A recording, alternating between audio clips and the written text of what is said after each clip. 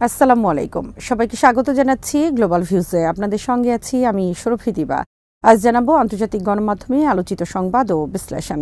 গাজার সর্বদক্ষিণের শহর রাফা এবং উত্তরের জাবালিয়ায় সেনা পাঠিয়ে লাশের স্তূপ দেখেছে ইসরায়েল। হামাসের ববি ফাঁদে আটকা পড়ে বোমার আঘাতে প্রাণ হারিয়েছে প্রায় ২০ সেনা। ভুল হামলায় নিজেদের সেনাদের হাতে আরও ৫ সেনা নিহত হওয়ার খবর দিয়েছে আইডিএফ।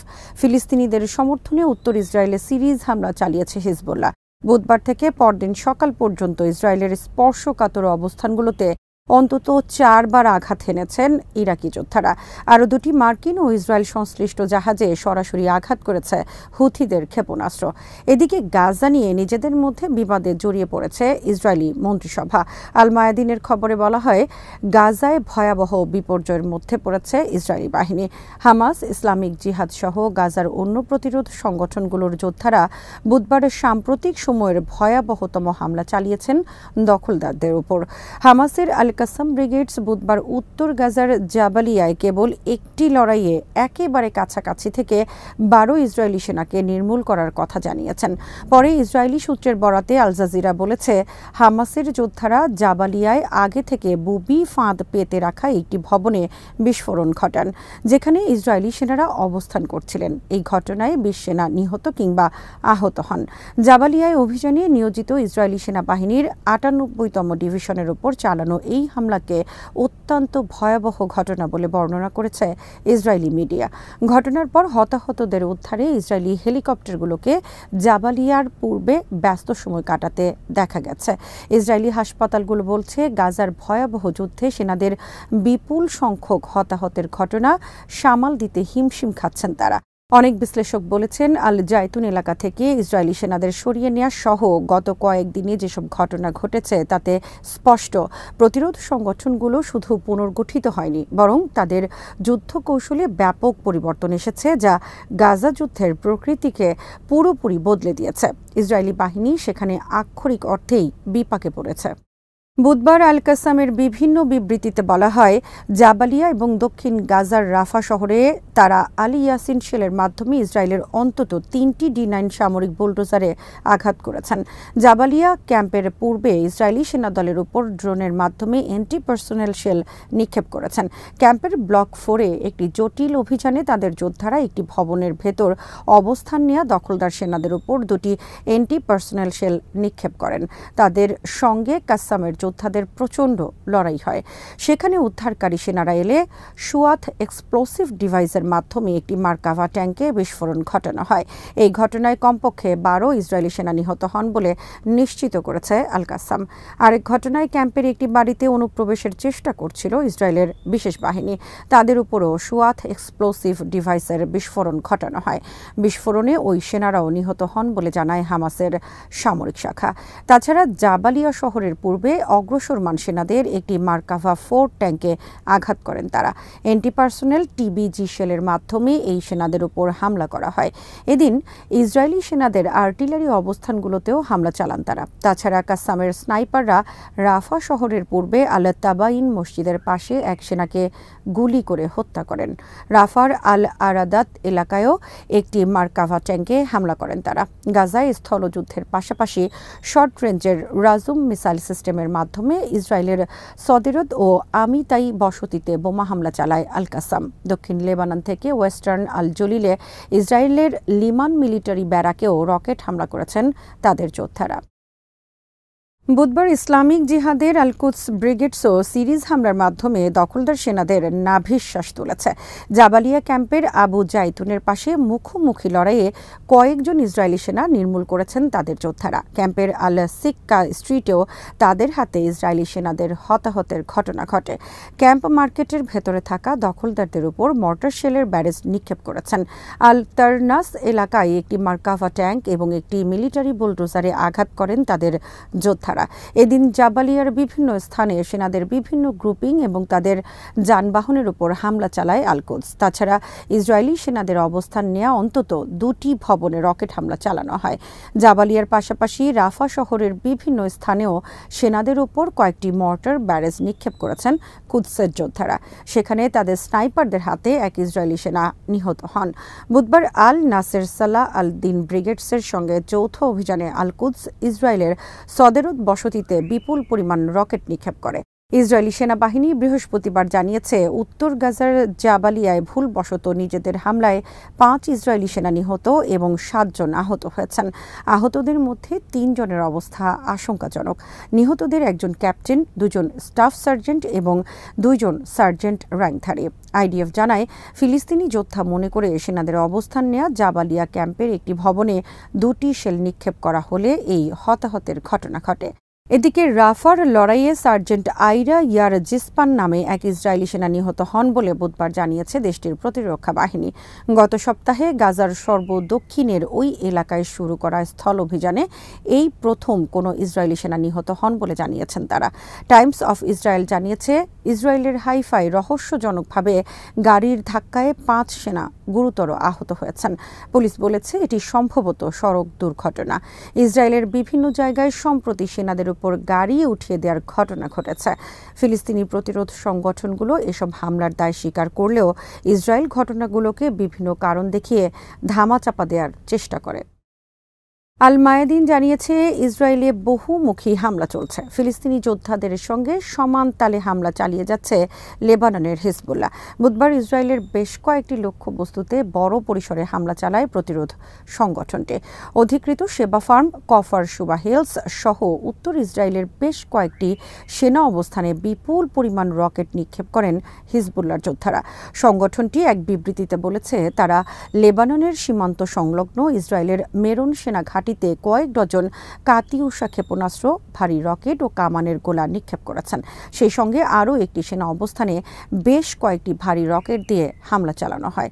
এরপর লেবানন সীমান্ত থেকে 30 কিলোমিটার দূরে অবস্থিত তিবেরিয়াস শহরের কাছে একটি ইসরায়েলি সেনা ঘাঁটি লক্ষ্য করে বেশ কয়েকটি ড্রোন নিক্ষেপ করে হিজবুল্লাহ। সংগঠনটি বলেছে, ওই ঘাঁটির নজরদারি ও শনাক্তকরণ ব্যবস্থাকে টার্গেট করে ড্রোনগুলো নিক্ষেপ করা হয়, যেগুলো নিখুঁতভাবে নির্ধারিত লক্ষ্যবস্তুতে আঘাত হানে। ইসলামিক রেজিস্ট্যান্স ইন ইরাক জানিয়েছে, বৃহস্পতিবার সকালে ইসরায়েলের কৌশলগত অবস্থান এইলাত এবং হাইফা অয়েল রিফাইনারিতে ড্রোন হামলা চালিয়েছেন তাদের যোদ্ধারা। তাছাড়া অধিকৃত বিল আল সাবে এর পূর্বে অবস্থিত নেভাতিম বিমান ঘাঁটি এবং ওয়াদি আরিহার গুরুত্বপূর্ণ লক্ষ্যবস্তুতে বুধবার হামলা চালানোর কথা জানান তারা। এই অভিযানে তারা আল আরকাব ক্রুজ মিসাইল ব্যবহার করেন। বুধবার সকালে তারা আল রাশরাশ বা এইলাতে ড্রোন হামলার কথাও জানান। হামলার ফুটেজ প্রকাশ করেছে ইরাকি প্রতিরোধ সংগঠনগুলোর এই জোটের মিলিটারি মিডিয়া। ইরাকি যোদ্ধারা জানিয়েছেন, বুধবার তারা 2 ধরনের নতুন অস্ত্র ব্যবহার করেন। একটি আল আফরাদ আত্মঘাতী ড্রোন, যেটি আগে ব্যবহৃত ড্রোনের চেয়ে অনেক বেশি গতি, আধুনিক প্রযুক্তি এবং অধিকতর ধ্বংসাত্মক সক্ষমতা সম্পন্ন। অন্য অস্ত্রের নাম তারা প্রকাশ করেননি। জোটের তরফে বলা হয়, ফিলিস্তিনে ইসরায়েলি আগ্রাসন বন্ধ না হলে এ ধরনের হামলা চলতে থাকবে। ইয়েমেনের হুথি আনসারুল্লাহ সমর্থিত সশস্ত্র বাহিনীর মুখপাত্র ব্রিগেডিয়ার জেনারেল ইয়াহিয়া সারি বুধবার জানিয়েছেন, লোহিত সাগরে মার্কিন ডেস্ট্রয়ার USS মাসন এ সরাসরি আঘাত করেছে তাদের নৌবাহিনী। এই হামলায় বেশ কয়েকটি অ্যান্টিশিপ মিসাইল ব্যবহারের কথা জানান তিনি। লোহিত সাগরে তাদের নৌ এবং মিসাইল ফোর্স যৌথভাবে ইসরায়েলের এইলাত অভিমুখী ডেস্টিনি নামে আরেকটি জাহাজে সরাসরি আঘাত করে বলে জানান এই মুখপাত্র।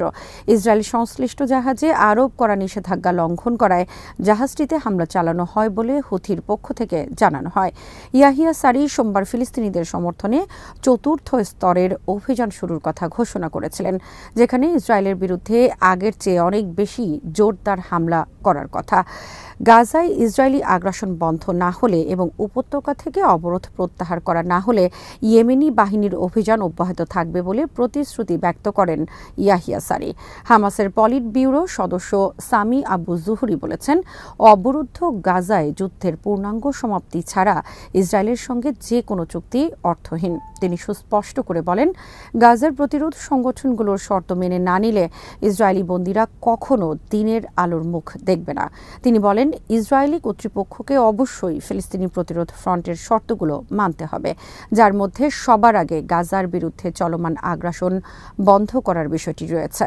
আবু জুহরি বলেন, ইসরায়েলি দখলদাররাই একটি চুক্তিতে পৌঁছার ক্ষেত্রে বাধা দিচ্ছে।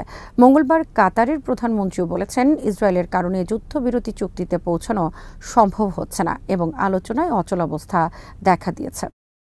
গাজায় ইসরায়েলি আগ্রাসনের মধ্যে ৭৬তম নাকবা দিবস পালন করেছেন ফিলিস্তিনিরা। বুধবার দিবসটি উপলক্ষে পশ্চিম তীরের বিভিন্ন জায়গায় বিক্ষোভ মিছিল বের করা হয়। দিনটিতে ফিলিস্তিনের জাতীয় পতাকা হাতে বিভিন্ন দেশে বিক্ষোভ হয়েছে। ১৯৪৮ সালের ১৫ মে প্রায় ৭,৫০,০০০ ফিলিস্তিনিকে জোরপূর্বক বহিষ্কারের মধ্য দিয়ে ইসরায়েল নামে ইহুদি সংখ্যাগরিষ্ঠ একটি অবৈধ রাষ্ট্র প্রতিষ্ঠিত হয়েছিল। দিনটি বার্ষিকভাবে নাকবা বা বিপর্যয় দিবস হিসেবে পালিত হয়। হামাসের পলিট ব্যুরো প্রধান ইসমাইল হানিয়া দিবসটি উপলক্ষে এক টিভি বক্তৃতায় দখলদার অস্তিত্বের বিরুদ্ধে ফিলিস্তিনিদের সংগ্রামে বিভিন্ন সাফল্যের কথা তুলে ধরে বলেছেন, আল আকসা ফ্লাড অভিযানের মাধ্যমে ফিলিস্তিনিরা সব ধরনের ষড়যন্ত্র ও বিদ্বেষপূর্ণ পরিকল্পনা নস্যাৎ করেছে। ৭৬ বছর ধরে মূর্তিমান আতঙ্ক হয়ে থাকা ইসরায়েলের বিরুদ্ধে সংগ্রামে সর্বত্র অবিচল রয়েছেন তারা। অ্যামনেস্টি ইন্টারন্যাশনাল বলেছে, বর্তমান সময়েও ১৯৪৮ সালের নাকবার পুনরাবৃত্তি ঘটছে। ইসরায়েলি আগ্রাসনের কারণে অক্টোবর থেকে লাখ লাখ মানুষ নিজের ঘরবাড়ি ছেড়ে পালিয়ে বেড়াতে বাধ্য হচ্ছেন। তুরস্কের প্রেসিডেন্ট রিসেপ তাইব এরদোয়ান বলেছেন, সন্ত্রাসী ইসরায়েল সরকার গাজায় হামাসকে পরাজিত করতে পারলে এরপর তুরস্কের দিকে নজর দেবে এবং শেষ পর্যন্ত তার দেশে হামলা চালাবে। বুধবার আঙ্কারায় একটি পার্লামেন্টারি দলের সঙ্গে বৈঠকে তিনি সতর্ক করে দিয়ে বলেন, দখলদার সরকার ফিলিস্তিনের এই অবরুদ্ধ উপত্যকায় থেমে থাকবে না, বরং তুরস্ক হবে তার পরবর্তী টার্গেট। গাজা ইসরায়েলি গণহত্যার কঠোর সমালোচক তুর্কি প্রেসিডেন্ট বলেন, আপনারা এই কথা মনে করবেন না যে ইসরায়েল গাজায় থেমে থাকবে। এটিকে থামিয়ে দেয়া না হলে এই সন্ত্রাসী ও দুর্বৃত্ত সরকার আজ হোক অথবা কাল আনাতোলিয়ার দিকে নজর দেবে। আনাতোলিয়া বলতে এরদোয়ান বৃহত্তর তুর্কি উপত্যকাকে বুঝিয়েছেন, যেটিকে এশিয়া মাইনরও বলা হয়। তিনি বলেন, আমরা হামাসকে সমর্থন করে যাব, কারণ তারা তাদের মাতৃভূমির মুক্তির জন্য লড়াই করছেন এবং তারা আনাতোলিয়াকেও রক্ষা করছেন। আল জাজিরার খবরে বলা হয়, গাজা যুদ্ধে ইসরায়েলকে যুক্তরাষ্ট্রের অব্যাহত সমর্থনের প্রতিবাদে বাইডেন প্রশাসনের আরেক কর্মকর্তা পদত্যাগ করেছেন। প্রকাশ্যে পদত্যাগের ঘোষণা দেয়া কর্মকর্তার নাম লিলি গ্রিনবার্গ কল।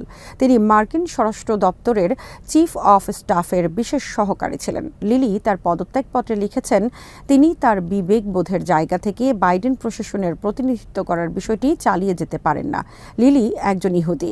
অক্টোবরে গাজা যুদ্ধ শুরু হওয়ার পর থেকে বাইডেন এ বিষয়ে যেসব মন্তব্য করেছেন তারও নিন্দা জানিয়েছেন লিলি। যুদ্ধ শুরুর পর থেকে যুক্তরাষ্ট্রের গাজা নীতির প্রতিবাদে বাইডেন প্রশাসনের বেশ কয়েকজন কর্মকর্তা প্রকাশ্যে পদত্যাগ করেছেন। এই তালিকায় সর্বশেষ যুক্ত হল লিলির নাম। বিবিসি জানিয়েছে, গাজার জন্য যুদ্ধোত্তর পরিকল্পনার প্রশ্নে সরকারের ব্যর্থতার জন্য খোলাখুলি হতাশা প্রকাশ করেছেন ইসরায়েলের প্রতিরক্ষা মন্ত্রী ইয়োভ গালান্ত। গাজা যুদ্ধে ইসরায়েলের যুদ্ধকালীন মন্ত্রিসভার মধ্যে সামরিক অভিযানের দিক নির্দেশনা নিয়ে বিভক্তির এক বিরল প্রকাশ ঘটিয়ে তিনি প্রধানমন্ত্রী বেনিয়ামিন নেতানিয়াহুকে আক্রমণ করে বলেছেন, গাজা যুদ্ধ পরবর্তী সময়ে কেমন সরকার প্রতিষ্ঠিত হবে সে বিষয়ে নেতানিয়াহুর কাছ থেকে কোনো দিক নির্দেশনা আসেনি। ইয়োভ গালান্ত বলেন, নেতানিয়াহুকে তিনি জনসম্মুখে ঘোষণা করার জন্য অনুরোধ করেছিলেন যে গাজায় বেসামরিক ও সামরিক শাসন প্রতিষ্ঠার কোনো পরিকল্পনা নেই ইসরায়েলের, কিন্তু তাতে সাড়া দেননি নেতানিয়াহু। প্রতিরক্ষা মন্ত্রী বলেন, অক্টোবর থেকেই আমি মন্ত্রিসভায় বিষয়টি ধারাবাহিকভাবে উপস্থাপন করছি, কিন্তু কোনো সাড়া পাইনি। ইয়োভ গালান্তের কথায় সম্মতি ইয়োভ গালান্তের কথায় সম্মতি দিয়ে ইসরায়েলের যুদ্ধকালীন মন্ত্রিসভার আরেক সদস্য বেনি গান্স বলেছেন, গালান্ত সত্য বলেছেন, যে কোনো মূল্যে দেশের জন্য সঠিক কাজ করা নেতৃত্বের দায়িত্ব। ইসরায়েলি গণমাধ্যমে সম্প্রতি বলা হয়েছে, যুদ্ধ শেষ হওয়ার পর গাজা শাসনের পরিকল্পনা নিয়ে সামরিক নেতাদের মধ্যে গুরুতর বিভাজন রয়েছে। ইয়োভ গালান্তের মন্তব্য সেই বিভাজনকেই প্রকাশ্যে এনেছে। গাজার স্বাস্থ্য মন্ত্রণালয়ের বরাতে আল জাজিরা বলেছে, 7ই অক্টোবর শুরু হওয়া ইসরায়েলি হামলায় বুধবার পর্যন্ত 35,233 জন ফিলিস্তিনি নিহত হয়েছেন। সংবাদ মাধ্যমটি বলেছে, রাফা হামলা বন্ধ করতে দক্ষিণ আফ্রিকার আবেদনের উপর বৃহস্পতিবার স্থানীয় সময় বিকেল 3টায় হেগের আন্তর্জাতিক অপরাধ আদালতে শুনানি শুরু হবে। সম্প্রতি দক্ষিণ আফ্রিকার মামলায় সমর্থন দেওয়ার ঘোষণা দিয়েছে মিশর, তুরস্ক এবং মালদ্বীপ। রাফা অভিযানকে কেন্দ্র করে মিশর ও ইসরায়েলের মধ্যে উত্তেজনা বেড়েছে বলে জানিয়েছে আল জাজিরা। আজ এখানেই শেষ করছি। সবাই ভালো থাকুন, সুস্থ থাকুন আর দেখতে থাকুন বিডি ভিউজ। চ্যানেলটি ভালো লাগলে সাবস্ক্রাইব করুন, সংযুক্ত থাকুন আমাদের ফেসবুক পেজে। আল্লাহ হাফেজ।